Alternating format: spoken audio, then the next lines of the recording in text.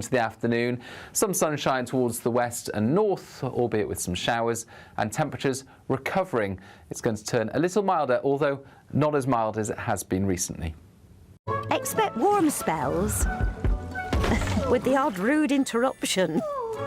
Box Boiler sponsors the weather on GB News. Thank you, Britain, for making us the fastest growing news website in the nation. Because the truth matters, and so do you.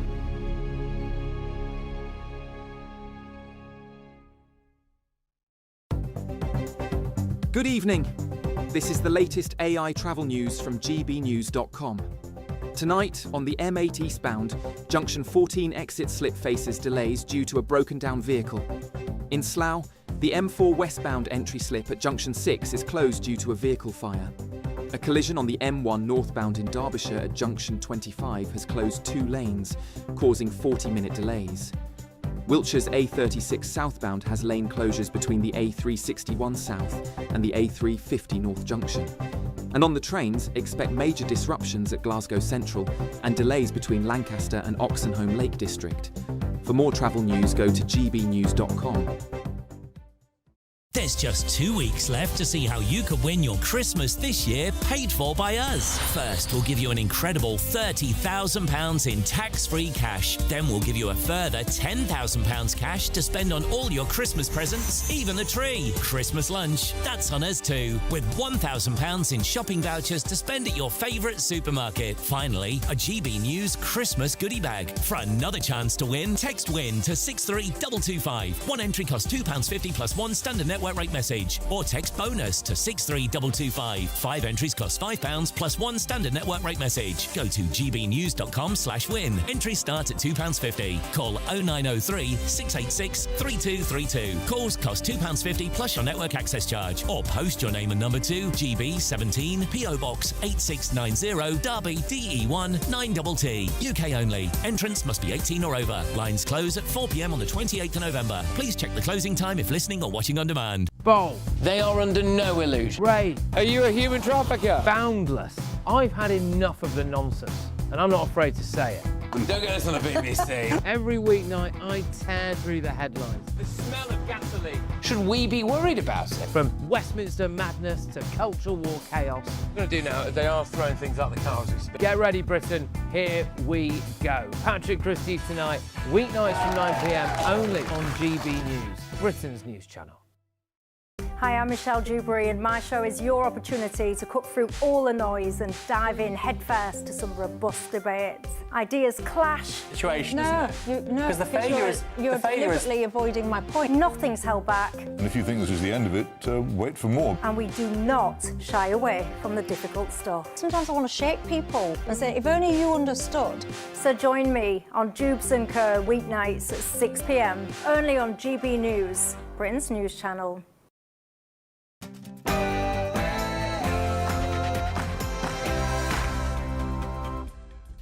Very, very good evening to you and welcome to Farage Tonight with me, your host, Martin Daubney. Coming up on tonight's show. Settle in this country forever is not a right, but a privilege. Yes, channeling her inner Nigel Farage, perhaps. Shabana Mahmood, the Home Secretary, has today announced a string of tough migration measures. But is it all bluff and bluster, or will it pass the Patriot test? And meanwhile... Specifically, it proposes that benefits might not be available to those who have settled status, reserving them instead for those who have earned British citizenship. Well, on that very note, new data out today has revealed a whopping 500 immigrants every single day are signing on to benefits, costing an estimated £10 billion every year to you, the British taxpayer. Plus... I haven't heard the Prime Minister engage in this at any level. No. It's about time he did. This is an issue of pressing national security concern. It's a question of national honour. It's time for Number 10 to step up to this and actually address it directly. In an unprecedented move, the SAS has threatened the government with legal action over its controversial Troubles Bill. And finally, perhaps the most ironic but also absurd story of the week. A new film about censorship and cancellation has in fact, wait for it, it's been censored and cancelled. And that's all to come, but first is your very, very latest news headlines with Tatiana Sanchez.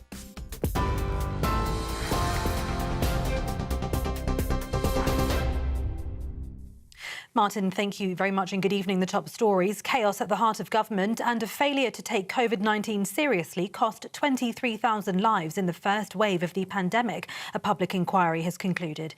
The UK COVID-19 inquiry says the government response to the pandemic in March of 2020 was too little too late. The inquiry also says lockdown could have been avoided altogether if steps such as social distancing and isolating those with symptoms had been introduced earlier. Adding toxic and chaotic culture in the UK government affected decision-making, saying that then Prime Minister Boris Johnson failed to tackle it. The Home Secretary has unveiled one of the most sweeping rewrites of the UK's migration rules in decades, warning that years of rapid arrivals have destabilised communities. Shabana Mahmood says settlement will no longer be automatic, with tougher checks, longer waits and new expectations on English, tax contributions and criminal records. It means almost 2 million people who migrated legally to Britain since 2021 will now need to have been in the UK for 10 years instead of 5 in order to be considered for permanent settlement. But the opposition mocked the announcement, with Shadow Home Secretary Chris Philp joking that Labour had simply borrowed Conservative policy and rebranded it as their own. There is much in this statement I support, not least because so much of it is so familiar.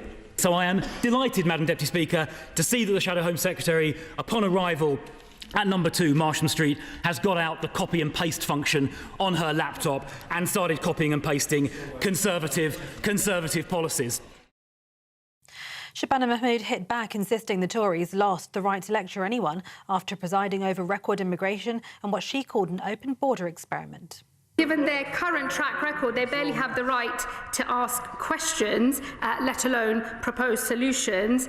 Like settlement, it's my view that you have to earn the right to offer solutions, and I would say to him, one way of earning that right would be to apologise for what the Tories did first and foremost. Volodymyr Zelensky will speak to Donald Trump after the US presented Ukraine with a draft peace plan to end the war with Russia. The plan was reportedly drafted by US Special Envoy Steve Witkoff and his Russian counterpart Kirill Dmitriev without Ukraine's involvement. In a statement, Zelensky's office said the US believed the draft plan could help reinvigorate diplomacy and added that Ukraine had agreed to work on the plan's provisions in a way that would bring about a just end to the war. And yellow warnings for snow and ice stretch across much of the country. And there's an amber alert for North Yorkshire, which could see 25 centimetres of snow. Around 100 schools in northern Scotland are closed as snow and ice bring further disruption across the area. The UK Health Security Agency has issued cold health alerts for England until Saturday, saying there could be significant impacts to the elderly and people with health conditions. Those are the latest headlines. For now, more from me in an hour. Take the GB News family with you on any device. As long as you have an internet connection, tune into GB News anywhere on the planet or beyond.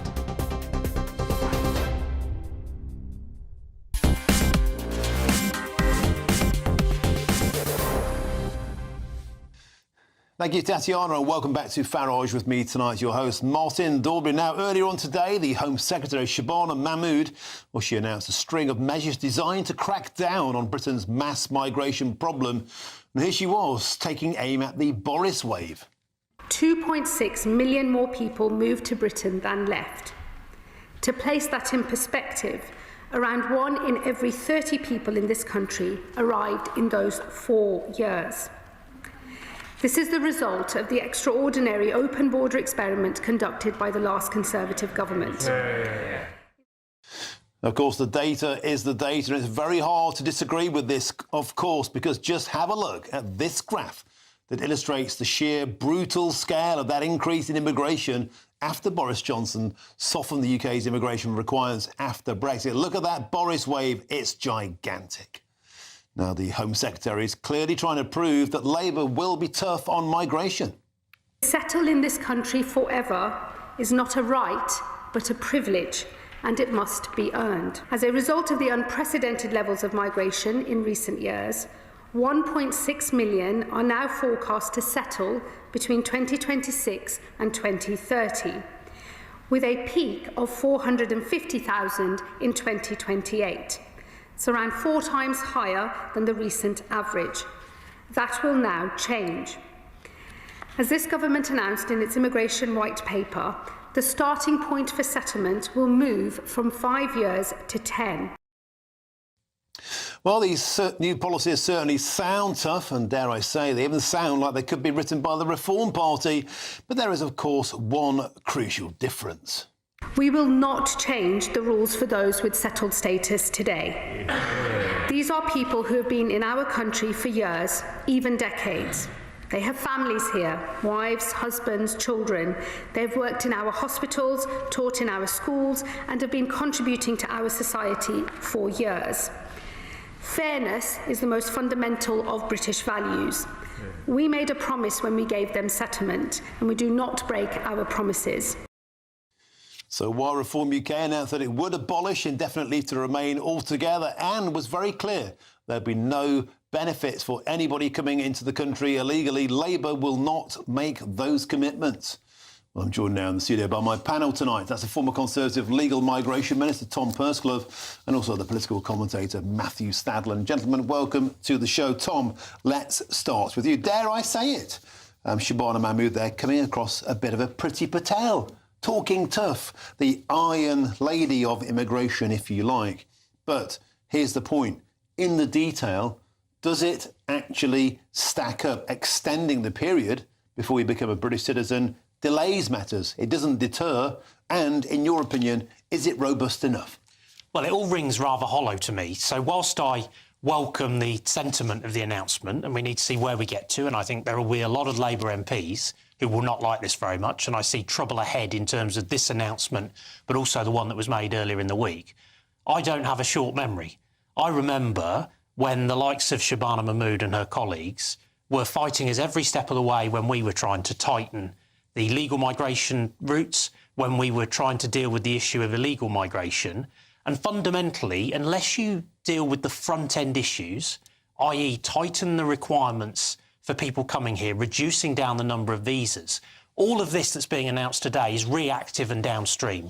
What you've actually got to do, if you really want to bring the numbers down, is to be very strenuous and stringent when it comes to who you allow into this country in the first place, which is why I think, for example, that the Conservative policy of saying that we will have annual caps on legal migration, which, by the way, was our policy at the general election as well. Did you see that Boris Wade's right way graph to go. a minute ago, though, Tom? Come on. Well, Boris Wade's graph wasn't. It was a tsunami. So when I came into office as the Legal Migration Minister in the last 6 months of the government that I was a part of, I was charged with bringing numbers down, and that's precisely what I did. We've actually seen the fact that those numbers came down to a greater extent than was ever projected when we made those announcements. Look, I think that the British people have had enough. They want a much greater controlled legal migration settlement, as well as dealing with the issue of illegal migration. But you've got to deal with the numbers coming in the first place. While welcome what's been said today, it is all very reactive and it's downstream. Matthew Stadlen, the Overton window on this topic has absolutely and provably shifted.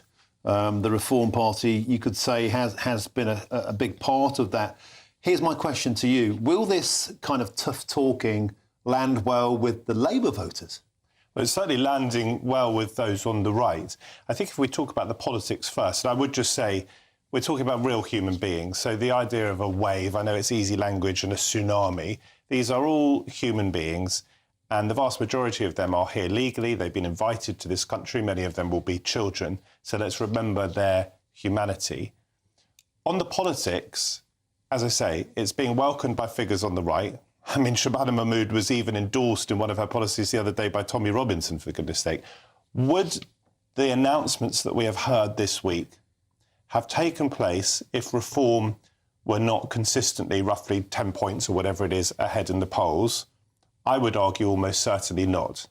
So you've talked about the Overton window. There seems to me no doubt that the political pressure from the right has led to Shabana Mahmood's announcements this week, or at least the extent of their toughness. That's the first thing to say. The second thing to say, you're quite right to point out, what does this mean on the left? My hunch is, and I may be wrong, because Labour MPs did derail welfare reform earlier in the year, so it's not plain sailing for Keir Starmer in the Commons. My hunch is that there won't be a huge amount of problem for the government from their backbenchers.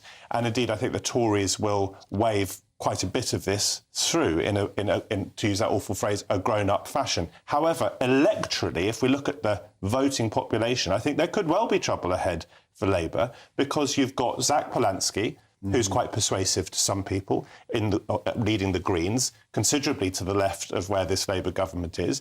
You've got Ed Davey, who already has 70-odd MPs in the House of Parliament. And then you've got Jeremy Corbyn. Now, I don't know quite what to make of his party, but it's there. In other words, many, many millions of people in this country are not worried about levels of immigration. They're not particularly worried about asylum. And this Labour government has got to do a very careful and clever job of not just appealing to people on the right, but also to hold together a coalition on the left. I wonder, Tom Percival, if that's possible, because there's a Find Out Now opinion poll out just a couple of hours ago, actually, which has Labour in 4th position, with the Greens going into 2nd position. And that's since this tougher, more Farageist, if you like, stance on asylum and immigration has come out from the Labour Party. Is that the problem? By trying to reform, they could lose ground to the Greens. And actually, it doesn't actually stop people coming in. It just means it takes them longer to get citizenship. So I actually think that the challenge that this government has is that what they're doing is they're regularly adopting the tactic of splitting the difference. What these announcements are, and the ones earlier in the week, are effectively Diet Coke announcements that I don't think will live up to the rhetoric that has been set out when announcing the policy detail, because I think it will run into all the sort of legal challenges that your viewers are so familiar with. But also, I do think that it will not be easy for ministers to persuade quite a number of Labour backbenchers of the merits of this, particularly when they are being pulled in different directions, with your party, with the Green Party. I mean, a friend of the programme today, Lloyd Russell-Moyle, has gone off from the Labour Party to join the Greens. I think that's quite a significant moment, perhaps hasn't received as much coverage as it might. So I think this is going to be really uncomfortable. This is not instinctively where Labour MPs want to be. I well remember the rumpus, the fuss, the complaining, the terrible way, actually, that many people on the right of politics were smeared by Labour politicians when we were in government for trying to take these sorts of steps. Isn't it interesting that they're now trying to do it? But I don't think it'll get them out of jail in terms of the political problem they've got. The problem for you, Tom, though, as a Conservative, is that for the portion of the country, and it's a large portion, who do care about bringing immigration numbers down, they're not going to listen to the Tories. They're not going to listen to a man who was a Home Office Minister 4 times. You've just heard the way Martin described the surge in immigration under the last Conservative government. A question I have for you, because it's not just about politics, we're talking about real people's lives, and some of these reforms are retrospective. We've heard today on the migration numbers and the effect on people who came here since 2021. Their expectations have now forcibly been changed. So it was going to take 5 years or whatever it was, and for most of them, it's going to take much longer than that. That has a real impact on real people's lives. It means they're living in limbo for longer. I'm not at the moment making a comment of whether it's right or wrong, but it's going to have a dramatic impact on those people's lives. But just to extend the conversation about policy for a second, of that surge, and it undoubtedly was a surge, post-Brexit surge of immigration to this country, who would you not have let in? Of the 900,000, 940,000, I think we learned this week, net, so much more than that in actual numbers of people coming in, who would you not have let in retrospect? And I would point out that at the time, many of your friends and colleagues in the Labour Party were saying that we ought to have more immigration. Maybe, what's the answer? And I've always been very clear in saying, for example, that we were right to be generous when it came to the humanitarian routes. We were right in response to the situation in Ukraine. We were right in response to the situation in Afghanistan. Hong Kong. And actually, after the pandemic, people wanted to see, quite rightly, healthcare workers in our system. But that's not to say that there aren't pressures on public services and we need to do something about it now. OK, gentlemen, thank you very much. As Spirit starts the show, we have to move on. Thank you to my panel. Now, coming up in just a moment's time. Specifically, it proposes that benefits might not be available to those who have settled status, reserving them instead for those who have earned British citizenship. Nearly 500 new migrants are claiming benefits every single day. We're discussing how much cutting this could save you, the taxpayer. That's next.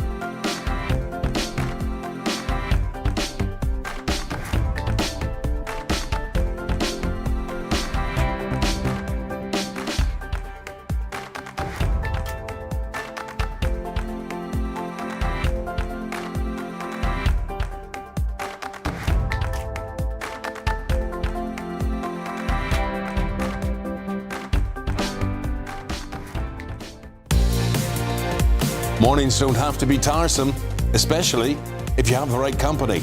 Wake up to news as it happens, opinion and debate, and of course, a little bit of entertainment too. Because when the kettle's on, we're on. That's Breakfast on GB News, a show worth waking up for.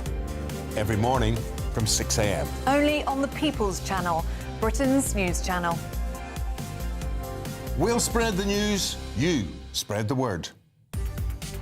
From the school run to the home run, watch a new show for all of Britain. He can say whatever he wants. A straight-talking show where all voices are heard.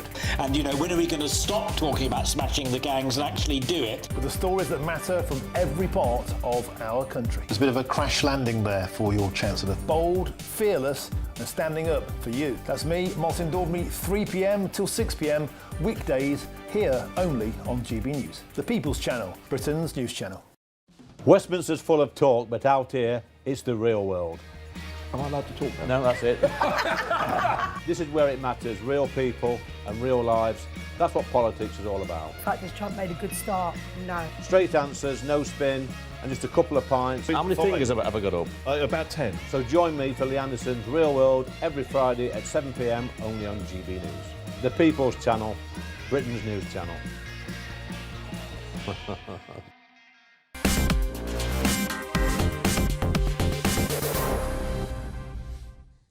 Welcome back to Farage Tonight with me, your host, Martin Daubney. Now, continuing on the theme of migration, record numbers of migrants are now claiming universal credit, with new data out today showing an astonishing 472 new claimants every single day last month. Now, the total number of foreign nationals receiving the benefit has now surged to almost 1.3 million, and that's up 6.7% in just 1 year. Indeed, an estimated £10.3 billion a year is now spent on universal credits for immigrants in the UK. But is it time to revoke this altogether? Well, I'm joined now by Callum McGoldrick, who's the investigations campaign manager at the Taxpayers Alliance. Callum, welcome to the show. The figures are simply astonishing. £10 billion a year and rising. But the fact that 500 are signing on every single day, is it time to simply get rid of universal credit for those born overseas? Well, good evening, Martin, and thank you very much for having me on. I think the simple answer is yes, it is. We look at our welfare bill that we know Labour tried to make changes to it earlier in the year. We're spending 300 billion on welfare alone. 88 billion of that is universal credit, of which, as you said, 10.3 billion is universal credit for foreign nationals. And you think, yeah, that's a pretty big saving that can be made by scrapping that. Do you think that such notions that Shabana Mahmood mentioned today make it slightly harder? She said potentially she flew the kite that only Brits should get universal credit, but she wasn't resolutely clear on that. Do you think if she were to clamp down on anybody, or even some people from overseas being able to get universal credit, she'd run into huge issues with her own backbenchers, with the Labour Party itself, and of course with our friends at the European Court of Human Rights? I think, obviously, yes, Labour don't want to leave the ECHR, as we're aware, and we know the previous government ran into problems with those. I think in terms of their own backbenchers, yes, they present a huge challenge as well, because like I said, last year, if you remember, they came up with the welfare reforms and they couldn't get it past their own backbenchers, let alone then surviving contact with sort of the House of Lords or courts. Callum, of course, we have that budget. Everyone's looking through their fingers at it. We used to hide behind the sofa from Doctor Who. Now we hide behind the sofa from Rachel Reeves. On a serious point, do you think there's any appetite whatsoever to tackle the ballooning benefits bill in Britain? I think possibly the Treasury know that they have to, but politically it's very difficult for them. And the obvious solution, especially when Labour's left flank is being eaten out by the Greens, is to go after more and more tax rises, which I think, as we both know, is not the correct answer. Do you think there's any real appetite to cut benefits for people coming to the United Kingdom from those overseas, from the Labour Party, or is it just political necessity? It's a fight for survival. If they don't join the reform voting window, they're simply toast. I think it's very possible that a few on the Labour benches have a genuine wish to do so. I think whether the Home Secretary does is maybe a different question, given statements she's made in the past. But yes, I think they're absolutely very, very aware of the threat that reform poses to them, and they're trying to head that off. And Callum, just in terms of the brutal economics of Britain's benefits bill, not just of those overseas, but of those on our own shores who simply don't go to work, how long can we keep this going before the country's simply bankrupt? Well, they said we currently spend about 24% of the total government expenditure on welfare. It's simply unsustainable to keep it at that high. It's punishing working people who have to foot the bill for this every single year and to a greater extent. OK, thank you very much for joining us on the show. Callum McGoldrick, the Investigations Campaign Manager at the Taxpayers Alliance. Thank you for your company. Now, sticking with migration, the Home Secretary is considering a big increase. And I suppose let's get the reaction from my panel to that story. If I could, Tom Pursglove, Matthew Sadler. Matthew, I'll come to you first. Benefits are completely out of control. Perhaps a good place to start the cutback is with foreign applicants. I just want to address the elephant in the room, and that is that it's all very well wanting tough action. It's all very well living under the impression that one is being ripped off. And I'm looking ahead at this budget, wondering how much more I'm going to be paying in tax, and it might be a considerable amount. If we scrap universal credit for immigrants, what is the actual real-world effect going to be, other than potentially misery for a lot of people in those positions? We could end up with people more on the streets. We could end up with the situation that you get in northern France, where you have informal camps, which I don't want in our country. We've already got that on Tottenham Court Road. Come on, Martin. We've got one or two tents around the place. I don't want to see tents, but I want those people to be looked after. I don't want to see destitution. My reaction is, you guys, that's a bad situation you're in. No one wants to live like that. My point is, yes, where there is abuse of the system, where the welfare system is out of control, and there seems to be a degree of consensus between the Tories and Labour on that, it needs to be addressed, but it has to be addressed in a way that you don't get unintended consequences and you don't hammer some of the most vulnerable. Final point, Nigel Farage, his position is to scrap the two-child benefit cap. So even Nigel Farage, who's seen as... Hang on, it is. He made, I was watching it live when he made that announcement earlier this summer. For working people, but there are a lot of working people who might say, why should I pay for other people to have children that I don't feel I can pay? Now, I reject that argument, because if you scrap the cap and you reduce child poverty, that is a good thing for children. It's not their fault they were born, and for the country. My point is, even Nigel Farage wants to extend the welfare state in that area. It's only for British working families. You say only. A lot of people will not be happy with that. Farage's position. A lot of people won't be happy with that. That is Nigel Farage's position. I want to get onto this broader point of the golden goodbye payments. Another kite that Shabana Mahmood flew earlier on today. At present, we can pay £3,000 as a golden goodbye to foreign criminals to get them out of the country. Good riddance of bad rubbish, you might say. But she's thinking of extending that to £20,000, in line with the Danish model, €24,000. Tom Pursglove, a case today I want to bring to your attention: a Romanian rapist who raped 10 British girls and women was offered £1,500 by the Home Office to go back to his country. Surely we should never be rewarding rapists. No, and I think the idea that we should pay anybody £20,000 where they've got no right to be in this country, I think people will just find offensive. Good, hard-working taxpayers across the country will just find that offensive. And actually, all that seeks to do is introduce new pull factors, because what that would mean in practice is that if you could get to the United Kingdom in a small boat, you're in a rather good position, aren't you? Because if you get to stay here, fantastic.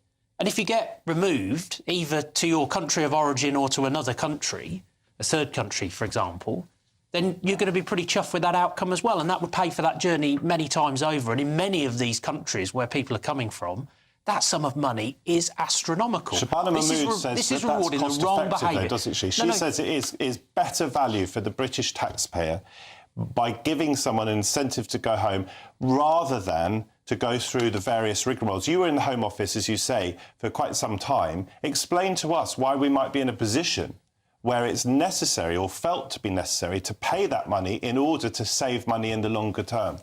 I think that this would actually see additional cost burdens fall on the taxpayer. I think this would encourage more people to make that journey because they would be in a win-win situation. The best way of tackling this issue, the most cost-effective and the fairest way of tackling this issue, is to detain and relocate every last individual. That was the thrust of the Iran policy. That's what this government needs to do. It's not just about money.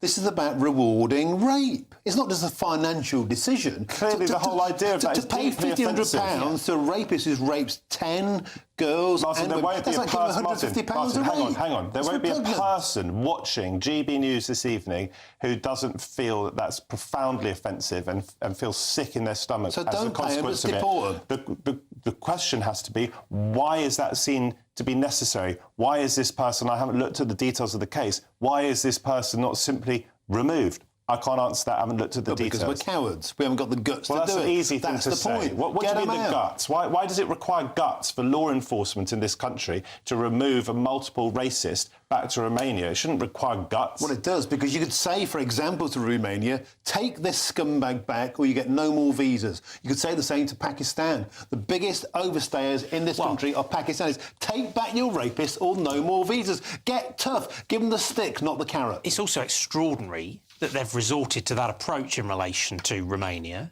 because there is no barrier to removing a foreign national offender to Romania. That should be an enforced return, no question about it. Get on and do it. OK, gentlemen, thank you very much. We've got to move on. Thanks, my panel. Now, coming up in a moment's time, do you remember this from last night's show? I haven't heard the Prime Minister engage in this at any level. No. It's about time he did. This is an issue of pressing national security concern. It's a question of national honour. It's time for Number 10 to step up to this and actually address it directly. Watching news, the SAS is threatening legal action against the government's Troubles Bill. And we're speaking to a former SAS commander. That's next. Can't wait to get in that sea. Lovely and warm. Just like the feeling of having great travel insurance. All Clear Travel Insurance sponsors GB News Travel Destinations Forecast. Hello, some drier weather for Portugal over the next few days.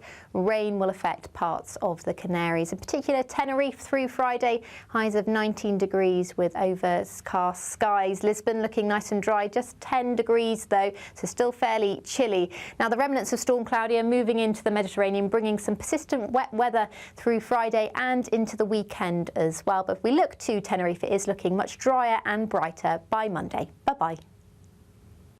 All Clear Travel Insurance sponsors GB News Travel Destinations Forecast. Hi there, welcome to the latest update from the Met Office for GB News. We've seen plenty of wintry weather across the UK, whether it's to do with frost, ice or, in some places, snow. Those showers will ease during the next 24 hours, but it stays cold, and where we have seen showers, there's a risk of ice overnight, and ice is the main concern. Slippery surfaces by Friday morning, particularly for the north of Scotland, eastern England, where a few showers continue into the evening, Northern Ireland, West Wales and the far southwest. That's where we've seen these showers coming and going, and with temperatures dropping overnight under widespread clear skies, there is that risk of icy stretches. -2 to -6 Celsius for many, below -10 Celsius for higher parts of Scotland, particularly where we've got some snow cover, but the snow showers will have mostly gone by morning. Many parts of Scotland seeing clear blue skies. Despite the chill, winds will be light, and with the sun coming through, a beautiful, albeit crisp, late autumn morning. Northern Ireland, similar. And for much of England and Wales, it's clear blue skies, but a few exceptions. Some patchy cloud will affect parts of the Midlands into East Anglia in the southeast, and there'll be a few freezing fog patches further west as well, taking their time to clear through the morning. But for many, it's simply a sunny Friday. That is until it turns cloudier across Scotland and Northern Ireland during the afternoon, an approaching weather system marking a change to something very different this weekend. But it stays cold, with temperatures of 6 or 7 Celsius at best in many places. Then, as we go into Saturday, here's that change I mentioned. A weather front sinks its way southeastwards, bringing spells of rain to many places, particularly during the morning. It stays wet then in the south and southeast into the afternoon. Some sunshine towards the west and north, albeit with some showers, and temperatures recovering. It's going to turn a little milder, although not as mild as it has been recently. You want to know what's really going on in the corridors of power? Labour don't know what to do with you half the time, and that makes you quite lethal in the chamber. Get behind the headlines with Chopper's Political Podcast. Join me, Christopher Hope, as I sit down with the great and the good of British politics. We'll see where this ruling takes us. These are the stories shaping our nation. Chopper's Political Podcast, available now on all platforms. Listen in and stay ahead. Decisions made in Washington aren't just shaping America, they're shaping Britain too. From migration to global security, from crime to health. Whatever happens in the White House today will be felt in your town or city tomorrow. That's why The Late Show is live from Washington, D.C. Cutting through the politics to show you what it all means for Britain. The Late Show live every night at midnight. Only on GB News, Britain's news channel.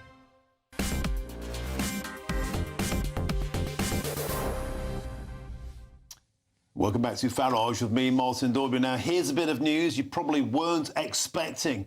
The SAS, of course, the ultimate elite unit known for conducting the most secretive and sensitive operations in the entire British Army, in fact, any regiment on the planet. Well, they've threatened to sue the British government over its controversial Troubles Bill, which passed its second reading earlier this week. Now, the bill has been criticised for stripping protections for veterans, opening the door for historic prosecutions, and indeed, 9 four-star generals have already warned that the elite forces unit are facing a mass exodus because soldiers simply don't feel that they're backed up by the system. Well, in an interview on this very show yesterday, the ex-SAS warrant officer Bob Parr made this extremely powerful point. I haven't heard the Prime Minister engage in this at any level. No. It's about time he did. This is an issue of pressing national security concern. It's a question of national honour. It's time for Number 10 to step up to this and actually address it directly. Well, I'm delighted now to be joined by Colonel Richard Williams, the former commanding officer in the SAS. Colonel Williams, it's always a pleasure to have your esteemed company. Thank you for joining us tonight on Farage. It just seems astonishing to me that the ultimate elite regiment, the SAS, are suing the government. How did we get to this point?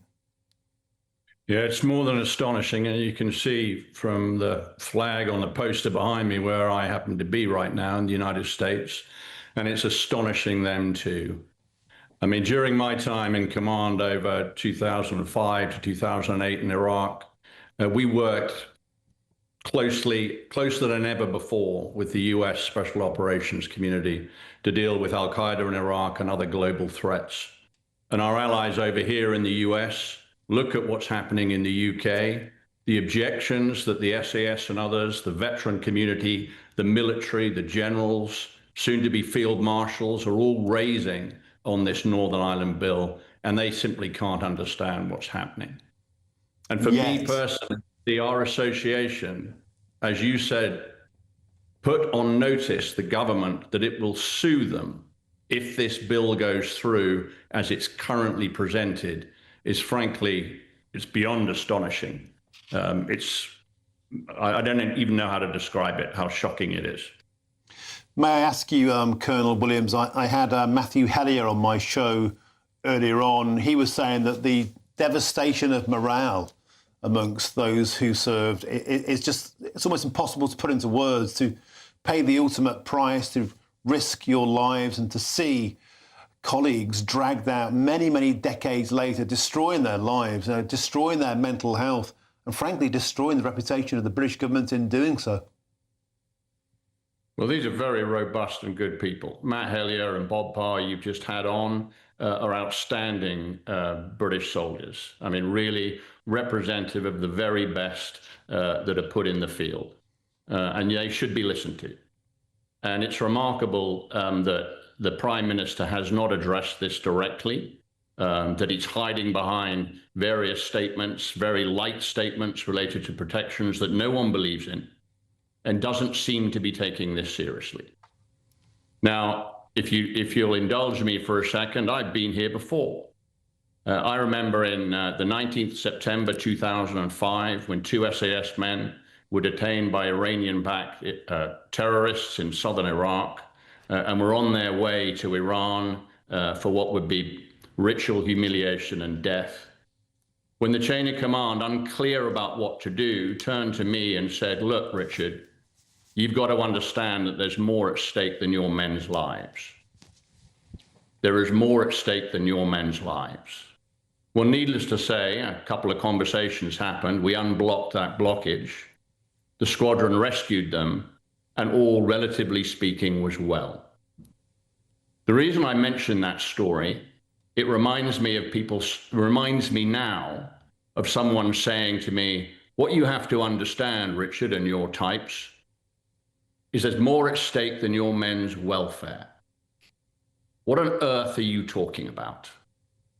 These veterans that took on armed insurgents in an armed insurrection on UK soil, now enjoying what they should and deserve to enjoy, a long and honored retirement, are being pulled back into the court initiated by this very bill. And why? I'm afraid it remains inexplicable. It won't deliver, in our view, an end to the conflict in Northern Ireland that could bubble up again. In our view, actually, it will pour fuel onto those particular flames or those embers, and it'll be the veterans that'll be sacrificed on that bonfire of persecution. So it doesn't surprise me that our association has taken this quite astonishing step to put the government on notice, because just like that time in 2005, sometimes London needs to be reminded of its priorities from the guys on the ground, and people like Matt and Bob and others who, quite frankly, it's been my honour to serve alongside. Colonel Richard Williams, I'm blown away by that. Thank you so much for joining us on the show tonight, especially joining us from America. Commanding Officer, former Commanding Officer in the SAS, Colonel Richard Williams, thank you so much for joining us on the show. Back to see you. I'm just blown away by this, lads. I sincerely am. Tom Perslove, Matthew Sadler, I don't think it matters, wherever you stand on the politics of this, to hear a former colonel like that get so powerfully emotional, we can't understand what it was ever like to fight in those theatres of war. Do the politicians get it? Why are they making it so divisive now? I think that's right, and it was very moving to hear Richard talk about that just then. And from my perspective, this approach that ministers are taking is completely wrong-headed, because I just don't see how it improves matters for anybody. The idea that elderly veterans are fearing a knock at the door to be dragged through these prosecutions, where even a few weeks ago we heard a case thrown out because actually there just isn't able to be appropriate evidence or sufficiently strong evidence presented to progress those cases. That was very clearly on the record from the court. But also for the families and those who, for example, lost loved ones on Bloody Sunday, a terrible thing that the state was right to apologise for and that should never have happened. I don't see how this brings them any closer to any truth either. And actually, the Legacy Act, one of the principal reasons for the Legacy Act in the last Parliament was to try and help bring about some truth for those victims' families as well. That is making it harder through the steps that government's taking to get to that truth. What they should actually be doing is sticking with the Legacy Act, doing away with these prosecutions that are not going to go anywhere and that are causing terror for these veterans, but also trying to bring about a little bit of truth for those families. I also think it's terrible, the idea that this is stemming recruitment into our armed forces, and you can understand why. Matthew Stadler, is this a case of a government that's so entangled and enshrined and enslaved by bureaucracy and lawfare, they simply don't get the real-world consequences of what they're doing here? So I can't speak for the government, but I want to offer a little bit of context. So I thought Richard spoke very well. I've always thought that one of the most fundamental dividing lines in our society is between those who put their names forward to join up with the armed forces and those like you and I don't know whether you ever served yourself, who haven't done that and who'd find it very difficult to imagine doing so. Of course, we hope we would if we were required. So I have enormous respect for people who put their lives on the line to defend this country. That's the first thing I should say. The second thing to say is to offer a bit of context, and that is that we don't have in this country a statute of limitations. So if you committed a crime 30 years ago, if I committed a crime 20 years ago, we should always fear the knock on the door because that's the law of this land. In America, they do have statutes of limitations. I think it varies perhaps from crime to crime. But if a prosecution isn't brought within a certain period, then that's it. There might be an argument with the military for instituting a statute of limitations so that you don't drag up cases on the battlefield from 30, 40, 50 years ago, because you might argue that that puts an intolerable strain on the innocent because there's so much confusion in war. You do not want people who have served this country bravely to fear a knock on the door because of potentially vexatious litigation. However, a final thing to say is this. Our forces are some of the best, if not the best in the world.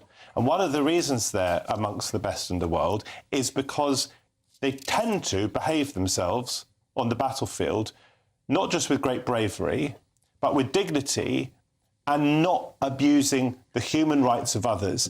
And we don't want that to be watered down. We do not want a free-for-all. We want our forces to be held to the highest standards. I think on that we can all agree. Matthew, Tom, superb. Thanks for your input tonight. Now, a government spokesman has told GB News this. After the false promises of the last government, we are putting in place 6 real workable protections for veterans that the failed Legacy Act never did. We will not allow the process, like so many times before, to become the punishment for our veterans. And they continue. These robust safeguards will ensure the rights of those who served their nation so honourably are protected, whilst providing victims with a human rights compliant, fair and transparent system to seek answers. Thanks to my wonderful panel tonight, Tom Pursglove, Matthew Southern, you've been superb. Coming up in just a moment's time, perhaps the most ironic but also absurd story of the week. A new film about censorship and cancellation has, of course, it's been censored and cancelled. That's next.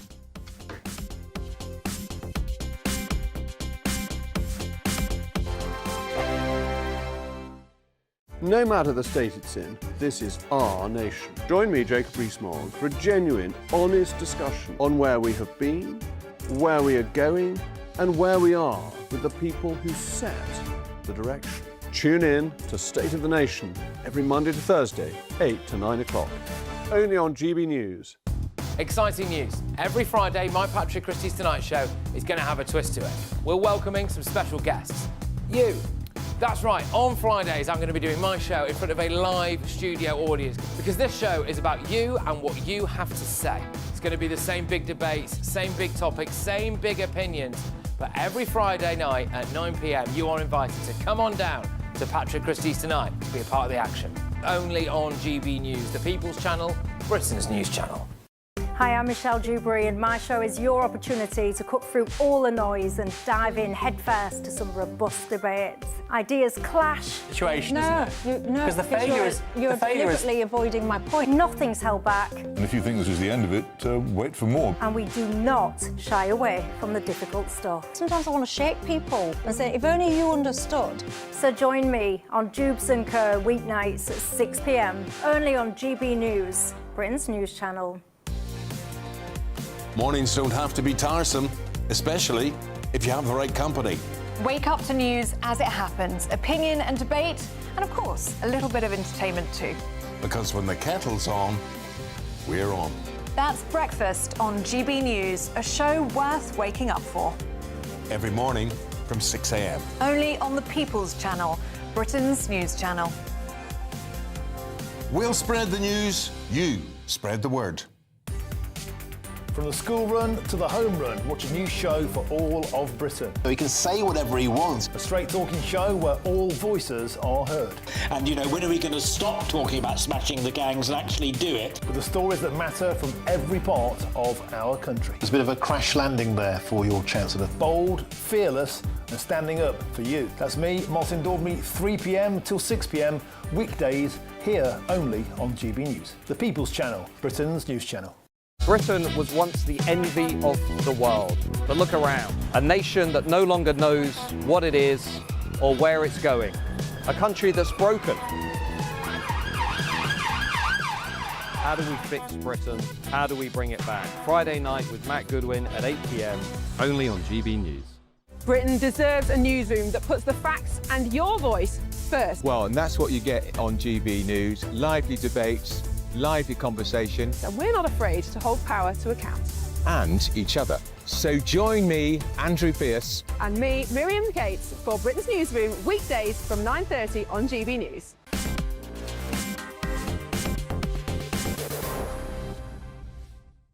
Welcome back to Farage. With me tonight, Martin Dalby. Now, an inclusive London cinema has sparked outrage after cancelling the premiere of a free speech documentary because it didn't fit its values. Yes, the Rich Mix in Bethnal Green had agreed to screen the movie called Think Before You Post next week.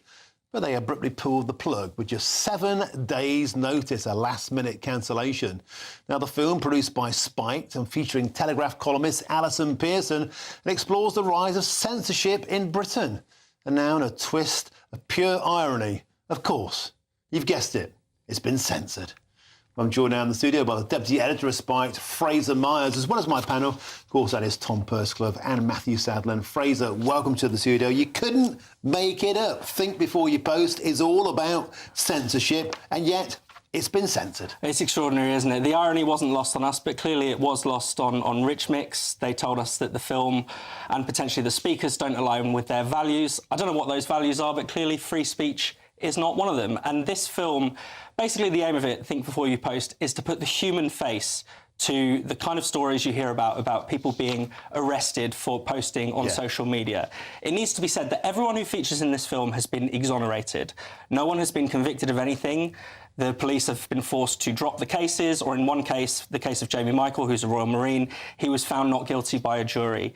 These people did not say hateful things in any way. We deliberately picked cases where it's really unambiguous, that it's clear that no sane person could believe that they could be prosecuted or arrested, and yet that's the situation we find ourselves in. We want to be able to tell that story. We want the public to know what's going on in the country. We want to know about people to know about the state of censorship, and yet we've been prevented from doing so by an inclusive cinema, supposedly. And the People's Republic of Bethnal Green, an area I know well. A seat that's likely to fall to the Green Party in future. Lest we forget Shamima Begum's home patch. That's where she came from. And also, it's become a home of the kind of liberal, white, middle-class wokerati, an unholy alliance that basically got you in their crosshairs and snuffed you out.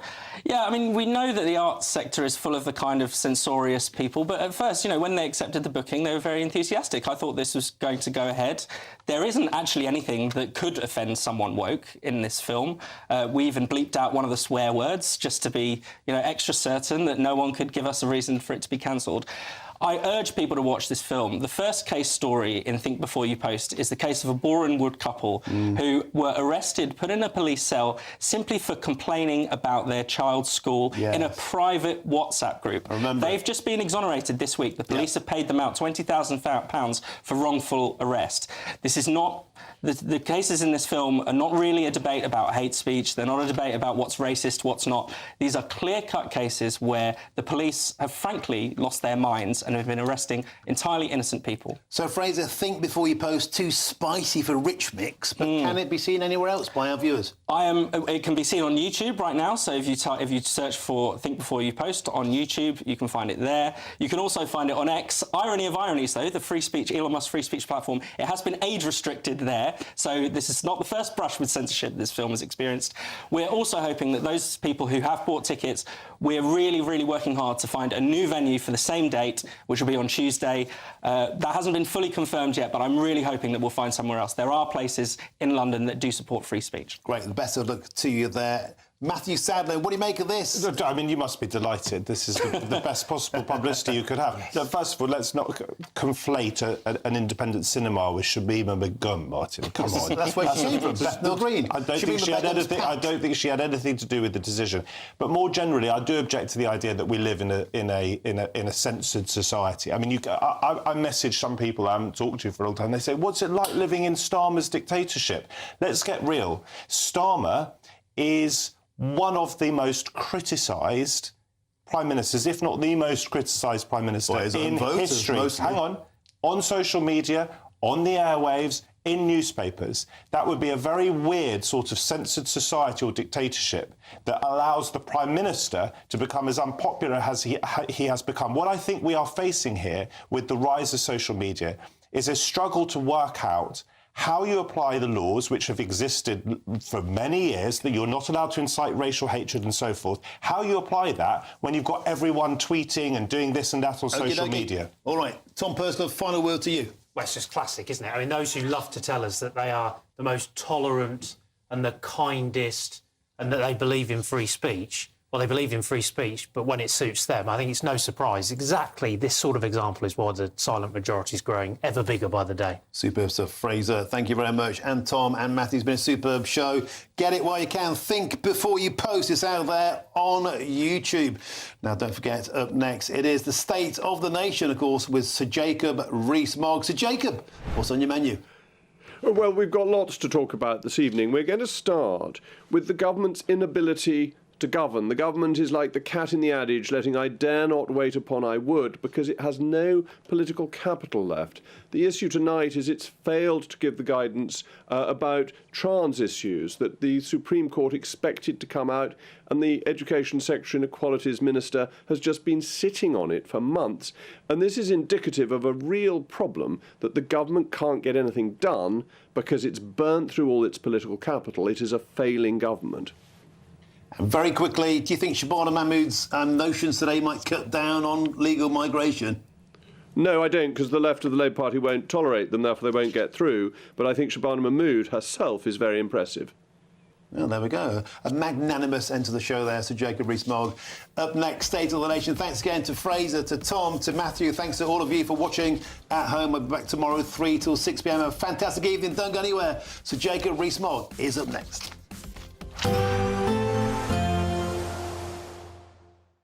Expect warm spells with the odd rude interruption.